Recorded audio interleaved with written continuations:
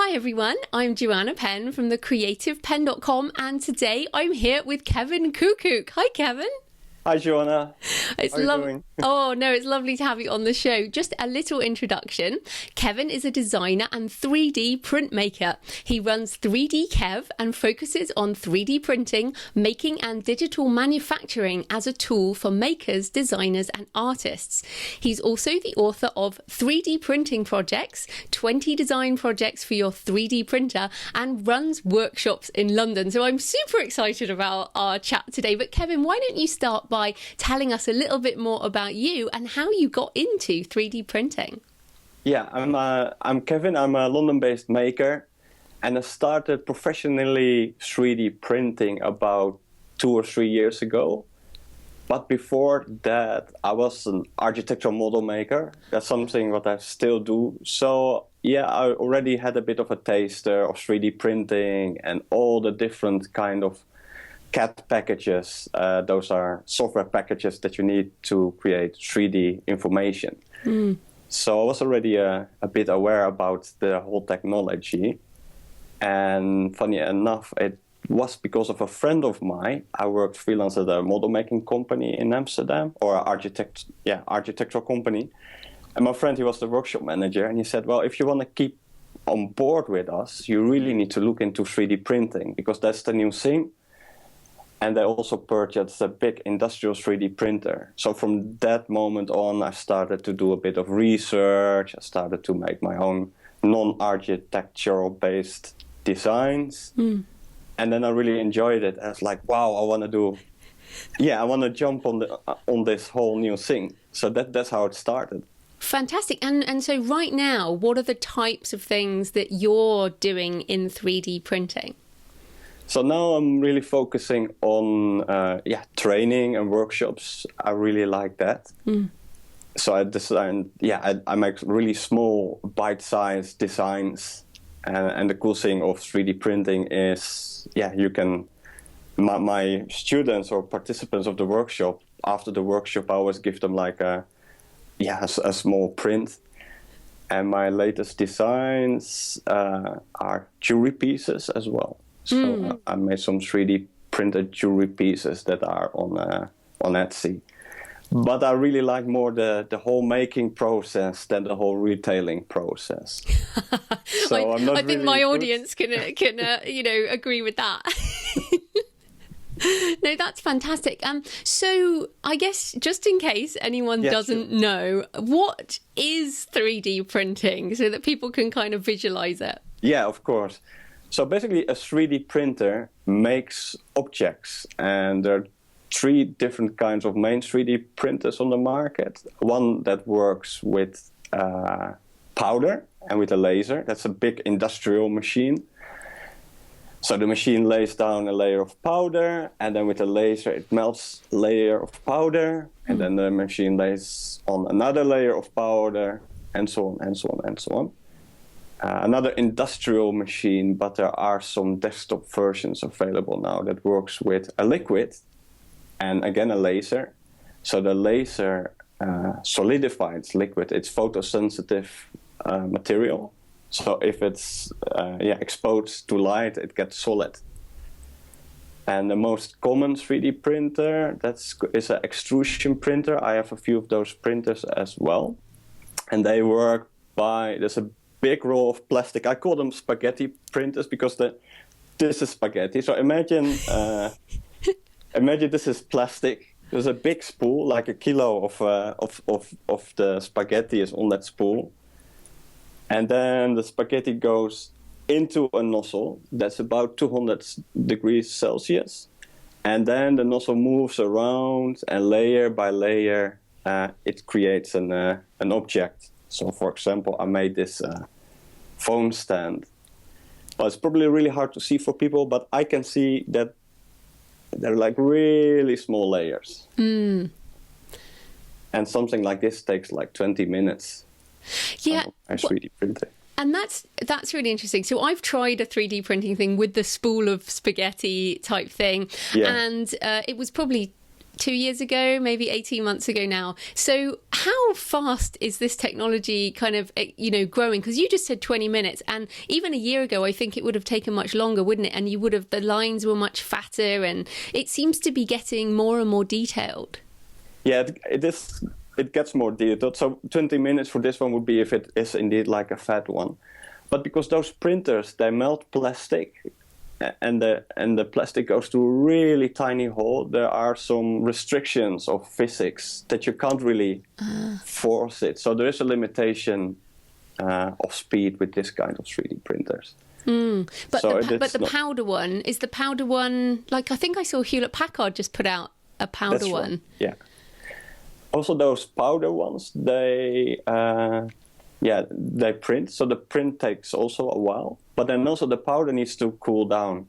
If you take the print straight out of the powder, the print is hot because it's made with a laser, then it will start warping. So if you make something with a powder 3D printer, the whole process can take up to 20 hours.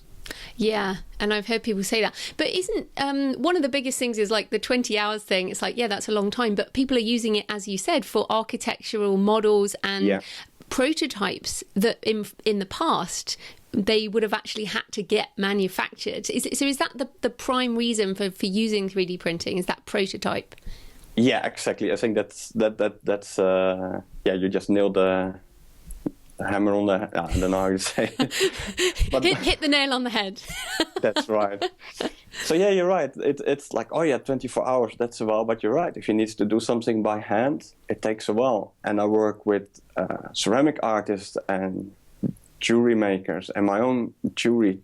For my own jewelry designs, I can make a prototype. And if I think like, wow, that's a bit too thin, I can easily on the computer make something a bit thinner or thicker, and then print it again until I'm happy with it. And maybe for the ceramic artist, normally it takes a week to model a vase, maybe by hand sculpt it. And if he's not really happy with it, most of the time you need to start from scratch. But with 3D printing, you can just go back a few steps and you can just print it again until you're happy with it.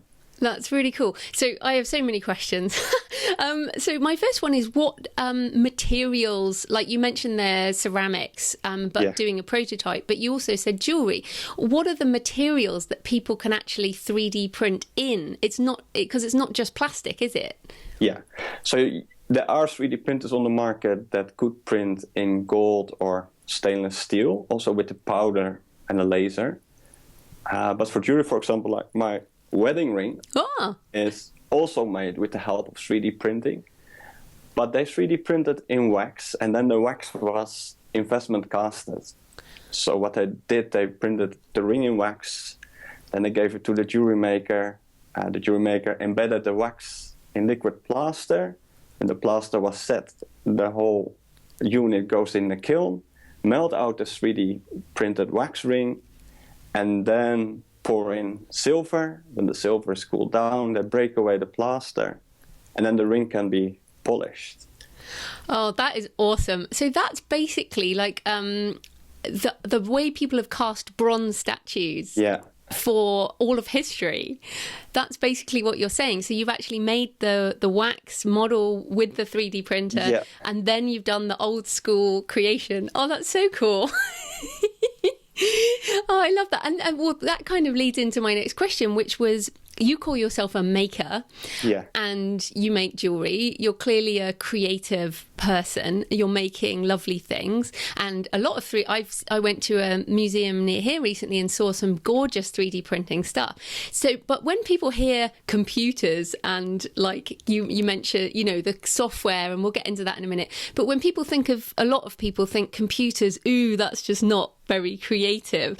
So how does your own creative process work from kind of ideas in your head to the computer and the 3D printing through to the finished object?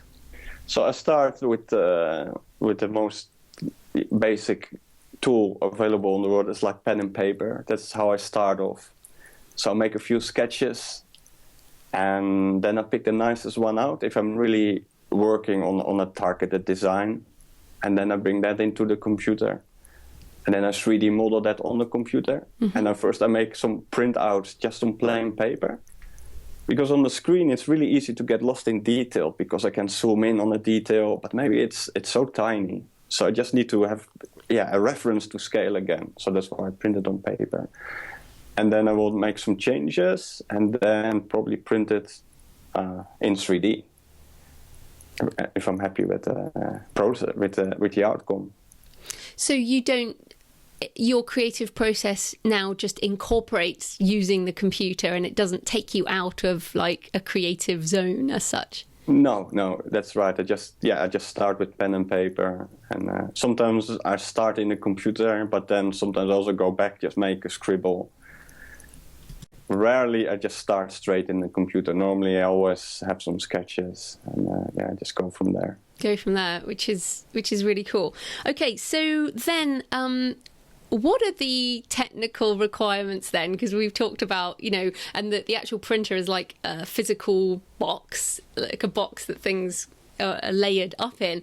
But what are the things that people need if they want to do 3D printing?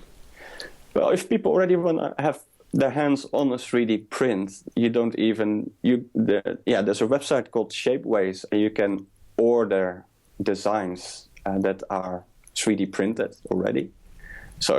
And then there are great online tools available that you can tweak existing designs. So you can really already have a taster of 3D printing without going into really difficult and technical 3D modeling packages. And I think that's the great thing of the internet, that there's it's all there. And there's also a great website called Thingiverse, and there you can download 3D files. And if you don't have your own printer, there's an online community called 3D Hubs. You can then upload the file that you downloaded to 3D Hubs. And then there are people locally, they have a desktop 3D printer, and then they can 3D print that object for you, and then you can pick it up. Ah, okay. So that to me is how I see it's going to be more likely, because even though people can, you can afford a 3D printer right now for, it's not that expensive anymore, but they're not very good. And so if you want, say, some jewelry printed, it would be better to, as you say, download the design and then upload it and get it printed. Yeah, or even for my designs, because I don't have a big industrial wax printer, I always send my high detail prints out. And then make my call it sketch 3D prints for jewelry on my own machine. That's super cool. So it's kind of almost like print on demand.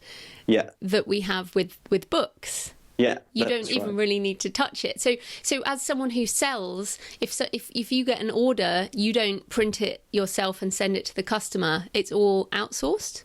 That's right. Yeah, with the website that I mentioned before, Shapeways. Mm-hmm. I have some designs there as well for a phone case. A friend of mine contacted me like, I bought this telephone, but I can't find cases for it. Can you design one? Yeah, no problem. And I was still living in Amsterdam that time, but I was already traveling up and down to London. And I was thinking, how am I going to do that? How can he have access to the phone case?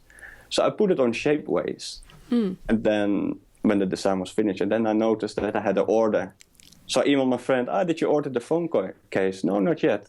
And then suddenly I just starting to sell. And then I made a few more designs. And once in a while I get an email from Shapeways that, you sold you sold something in your shop. You made, I don't know, like €2 or €3.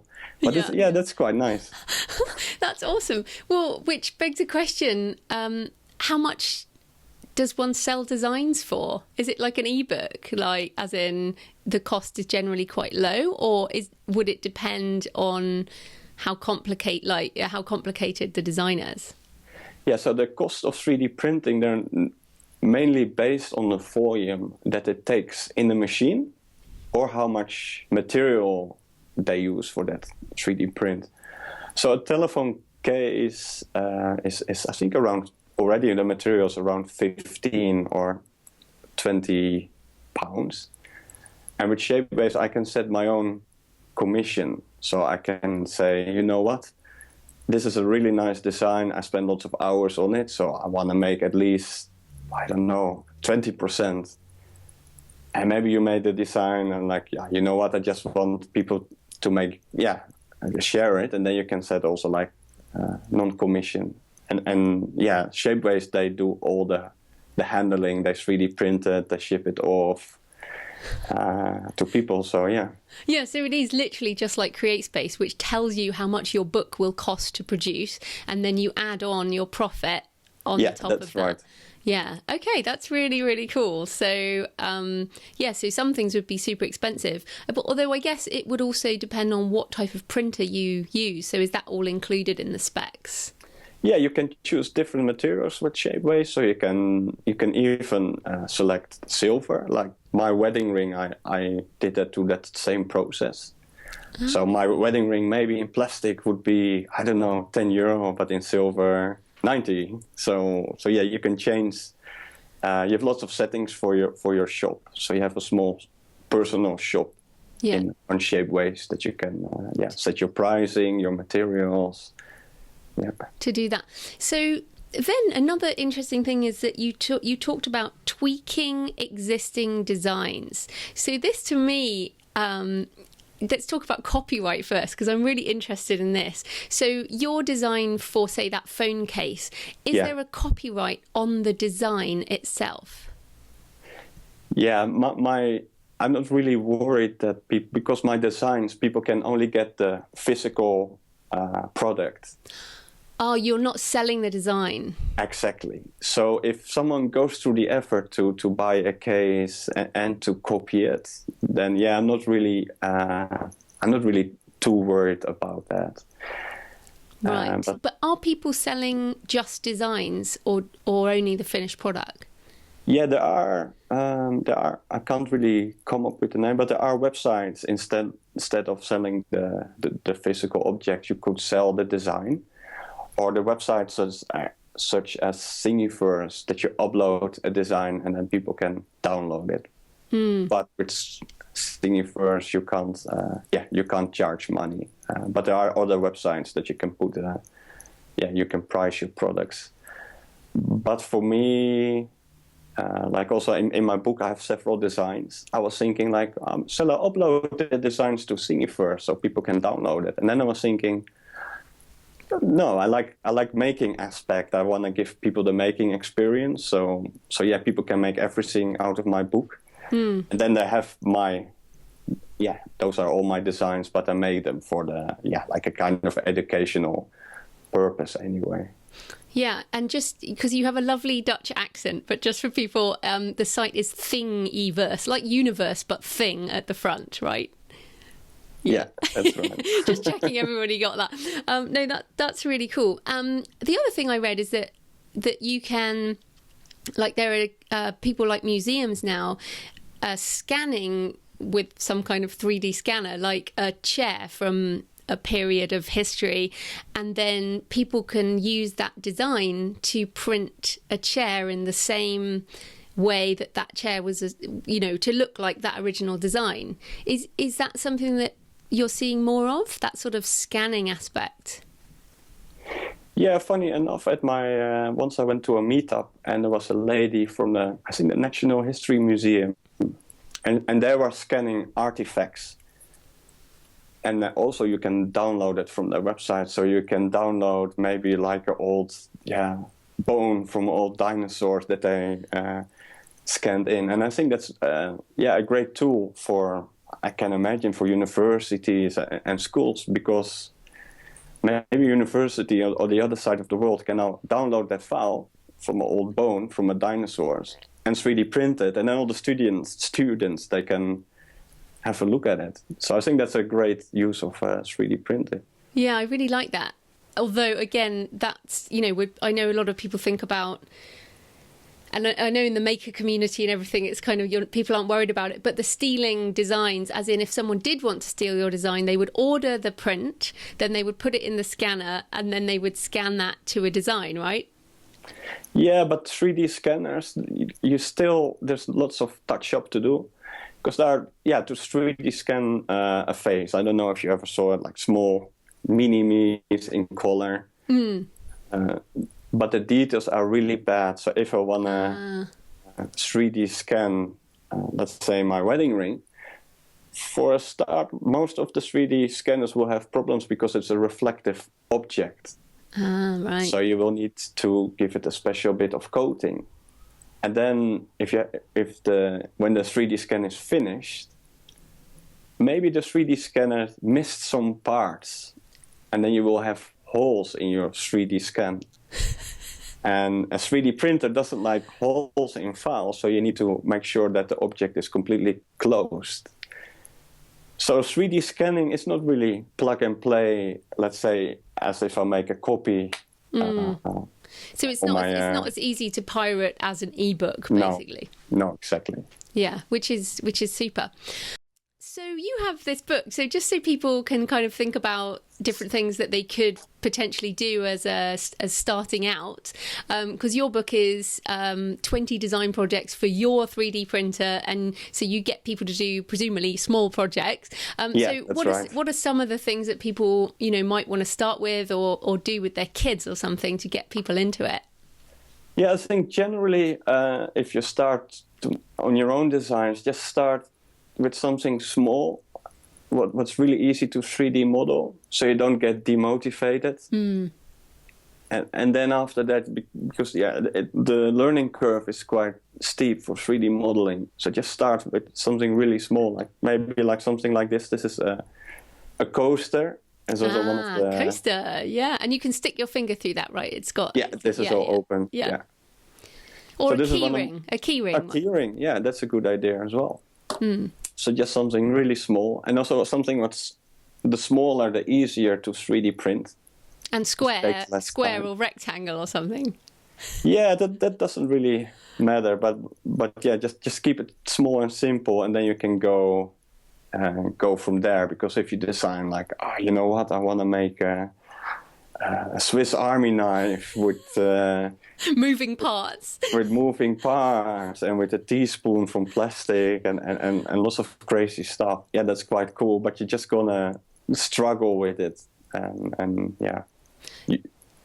Yeah, I must say, when we tried it, I took my goddaughter and we went, and there was lots of kind of pulling things out to scale things, and as you say, you have to turn things, and you can't leave any open spaces, which actually you think sounds quite obvious, but when you do it, you realise that you've left all these open faces on different sides. So it was a really interesting process. I was going to ask you, because I saw an app on the iPad called Gravity Sketch, which looked like a really simple 3D design. So what do you think of that, or are there any other easy tools?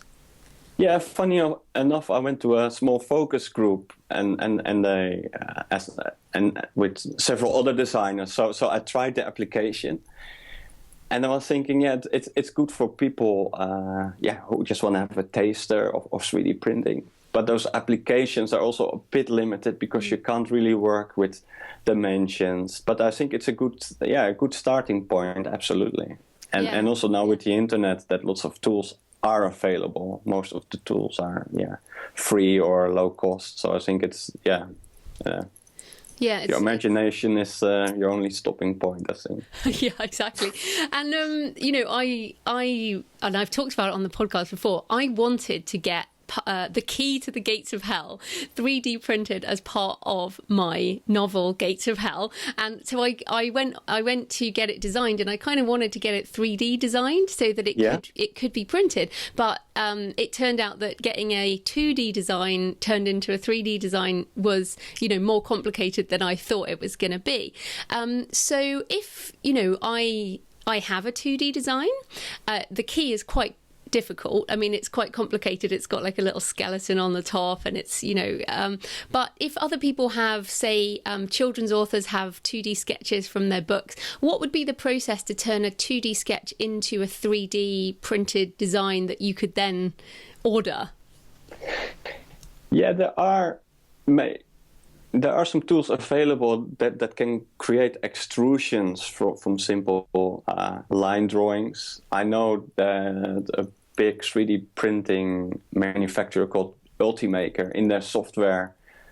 Maybe they removed it, but in one of their old software versions, and it's open source software, so people can just have a look at it. It's called Cura. And yeah, you can import a picture, a JPEG, or a bitmap, and then you can extrude information. But like you said, if I will use a picture of me, and yeah, it doesn't mean that work. you can see my back. So it is quite limited, but maybe it's a good starting point. But if I or someone else wanted to hire somebody, where would be the best place to find a 3D designer or modeler? The best way to do that is people can always just drop me a line, because that's what I do for ceramic artists. I'm like the in between for people. And for people outside London, just try to find a local 3D printing bureau, because they most of the time have a really dedicated CAD team. Right. So is there any marketplace like 99 Designs or, that type of place to find 3D designers right now? Yeah, you can find, for example, designers on the website of Shapeways. I think they have like a forum or something like that you can contact designers. And of course, their websites such as People Per Hour. You can get them on. Oh. Yeah, sometimes I do some CAD work also for people through People Per Hour. So that's a good place to look. And what do you have any range of costs? Like, would it cost somebody hundreds of dollars or thousands of dollars to get something done like that? Yeah, that depends really what people want, and also because it's done digitally, it doesn't matter if something is really small. Yeah, it's the same thing. Or really big, it's the same amount of work. And also, if I design something for someone, they have the digital file, so they can make 1 or a million 3D prints. But yeah, cost-wise, it really depends. But let's say if I make something for, if I ask for a ceramic artist, let's say that costs about like 150 or 200 pounds for the CAD work. Okay, so that's like $350, $400. Yeah, that's just a really rough ballpark. Yeah. No, that's great, because I really, what I really wanted to do was include, and now I thought that I would include a design within the book that then people could then use to print themselves. But now I'm thinking what I would do is include a link to Shapeways and say you can actually buy the key to the gates of hell as a 3D printed object here. And then have a link to it. So that's definitely something that would be quite cool for books, isn't it? Yeah, absolutely. And there's even a children's book called Leo the Maker Prints. And I never read it, but I think they use 3D printed objects as the characters and for the pictures. And also in the book there are links from the characters, so you can download the characters from Thingiverse and then 3D print it as well. Oh, that's awesome. And when it becomes much more mainstream or faster, when people have them at home, or I don't know, I would love to have like clues, people could solve clues by using those objects or something like that. I don't know. I think there are lots of ways that we could include 3D printing into story or non-fiction. I mean, if you think of like a health book, or like you mentioned about printing bones, if it's a medical textbook or things where the physical object will help people learn, it seems really obvious, doesn't it? Yeah, it is quite exciting, everything. Yeah, I'm excited too. Okay, so I have a couple of other questions. So most people will have heard of the 3D printed gun that the guy in America did. So what are the thoughts around the ethics of 3D printing, and what does the maker community think of that type of thing? Well, the funny thing, you mentioned the gun, and that's printed in America, where you can buy a gun in a supermarket. Yeah, true. So I think the people who are really scared of it is probably the weapon lobby, but that's just my own theory. Oh, I see what you mean. That they've made it into an anti thing because they don't want people to do that. They want them to buy them. Right. And if you think like, okay, I mentioned before, like you can 3D print a metal. That means you can 3D print a gun in metal. Probably that gun will cost like, I don't know, $6,000 or $7,000. And you can get one a lot cheaper down the road. Yeah, I never buy guns, but I'm sure that a gun is way cheaper like that. And also a 3D printed plastic gun, you don't really want to use it because I think it just explodes. So, right. So don't print the gun. Don't print the gun. So basically, the thought is this is just ridiculous to use that, and it's a scare tactic. Yeah, exactly. But everything else we're talking about is really, really positive. And I guess it's like any technology. There are always people who are going to use it for things that people don't agree with. No, fair enough on that question. So my other question is about is also about the maker community. In the same way as the self-published author community, the indie community, we're blamed. People say in the media, oh, the self-published authors are responsible for Amazon's dominance, for the traditional publishing losing sales, all of these things. Do people in traditional manufacturing treat the maker movement, the 3D printing guys, in the same way? As in, are you disrupting the manufacturing way of doing things? I think it really helps manufacturing because, and especially let's say manufacturing maybe for spare parts. So let's say my small battery lid breaks of my remote control, and maybe in 10 years I contact Samsung. I said like, hey, my thing broke, and instead of stocking lots of battery clips, I said, you know what, you can download the file, or we can just send you a 3D printed copy. And also for mass production, it's way cheaper to injection mold parts and to create it. And also injection molded parts are more durable than 3D printed parts. So I don't see that 3D printing is pushing away standard manufacturing. And I think it just helps standard manufacturing with prototypes and for spare parts.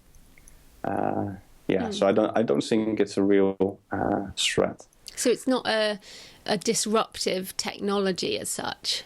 No, I don't think it's going to push away standard manufacturing. It's all quite new. But for small productions, it might be worth it to 3D print. Let's say I designed an enclosure for an electronic device. And if I only need 10 enclosures, then I can 3D print it. Maybe one print is then, £50. But because it's a small production run, it's okay. If I'm going to make thousands, then I can go to injection molding, because then it costs like a few pence. So it's more enabling entrepreneurs who want to do physical goods, in the same way as we mentioned that CreateSpace enables authors to do print on demand. We don't have to do a print run of 2,000 books anymore. We can just upload our files and we can do small, like I order, if I'm speaking somewhere, I'll just order 10 books and I'll just get that. But I won't ever do I wouldn't order 2,000 books from CreateSpace. That would be crazy. But the print on demand thing. So it's probably more enabling the smaller creatives and manufacturers than disabling the big ones. Yeah, because like I mentioned before, like websites like Shapeways, I made a phone case for my friend in a durable 3D printing plastic.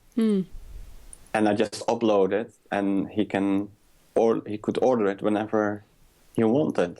And before 3D printing, a telephone case, I need to make an injection mold, and to make it cost effective, I need to make like 2,000. So I think you're right with that. It's really good for individuals who want to design or make stuff. It's like just do it that way. Do it that way. I'm also, people who listen to the show know I'm a bit of a futurist, and I get excited about these technologies. So some of the kind of edgier things happening in 3D printing are organs, people printing organs, synthetic bones to be put into bodies. Dentists, particularly, I saw, synthetic jaws and things, to go in people's mouths. And the other one I saw was 3D printing in space, because it will be cheaper to print in space than to take heavy things out of orbit. So better to actually manufacture them in space. So these are some of the cool things I've heard about. What are some of the cool things that you've heard about, or that you think are coming, cutting edge stuff in 3D printing? Well, what I find really cool about 3D printing, and that's just day one, and it's just personal, that you can just change the designs and you can make custom-made objects and for everything. And I think that's also the power of 3D printing. It's customization, especially for medical technology. And I think that's also one of the big things that are great for 3D printing. Like, yeah, great, I can download a Mickey Mouse and 3D print it. But it's more exciting that people could get like, from a prosthetic heart to maybe, hopefully in some point, maybe delicate organs where normally people need to wait for a donor, and then it would be 3D printed. Yeah, I think that's the most exciting thing, like, the medical use. Yeah, definitely. And as you say, so there might be a design for a limb, but the end of the limb would need to fit whatever injury the person had. So that's what you could change and then just print that one. So they, at the moment they have to kind of mass produce these prosthetics for vets, for example, veterans, and now they can actually print them for the individuals. So that's really cool. Yeah. It is, and also, if for whatever reason you break your prosthetic, you can just, get another one. Get another one, because the data is already generated. And I think that's also another strong thing of 3D printing is, you don't need to reinvent the wheel every time. And also talking about prosthetics, there's one company specialized in making really beautiful designed shields that click on a prosthetic leg. So instead of having an ugly black tube, you can get like the most amazing designs. And every day you can have another leg. So you can have like a tattoo one day, and then you can have like a pair of fishnet tights another day. That's awesome. And I think that's the point. This customization, is so important. Like, just people's glasses, for example, people could print a new pair of glasses to match something, and I think it, as you say, it will kind of make this customization a normal part of people's lives, rather than you have to buy what is exactly there on the shelf. Yeah, that's the great thing. Yeah, and then I wanted to, because I just saw a presentation on 4D printing, so I wondered, do you know about that, or what is that? Yeah, I had a small like a quick look last week, and 4D printing is basically that they 3D print something, and then that could reshape itself. So they 3D print, let's say, a flat pack of a box, and I don't really know how it works, but then at some point, maybe with liquids or with heat, the flat pack folds itself to an object.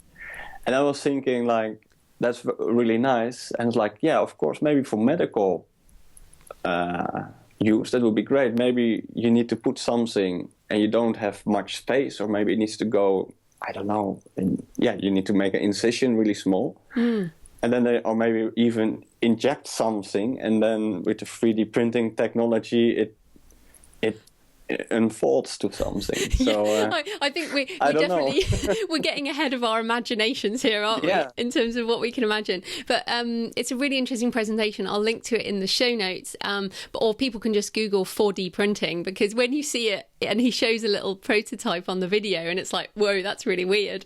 But that, as we said, that type of thing in space, when you can't necessarily have somebody there to build it. But I think what's very cool is so much of this technology is going to enable our imaginations to do more stuff all the time, which is super cool. So I just wanted to also, before we finish, I just wanted to ask you about where you work. So you work at what's actually called Create Space, which is not the Amazon company that prints books. It's a kind of maker community space.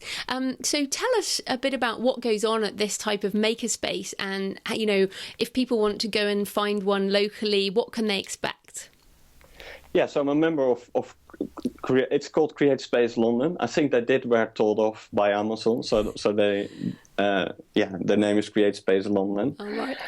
And it's located in Wembley, in my case, and it's the 11th floor of an office building. So it's a bit Mad Max. You just come in a standard office building. There's reception downstairs, and you need to sign in, or with the key fob, you go into the elevator. And I'm located on the 11th floor, and you just come in, and then you're just in art studio / maker space. So at Create Space, there are 3 big physical workshops. So there's silkscreen printing, woodworking, ceramics. Then there's a small hackers and computer lab. And now recently, Create Space London, they have acquired another floor, 12th floor.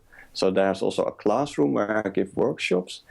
And there are lots of small offices.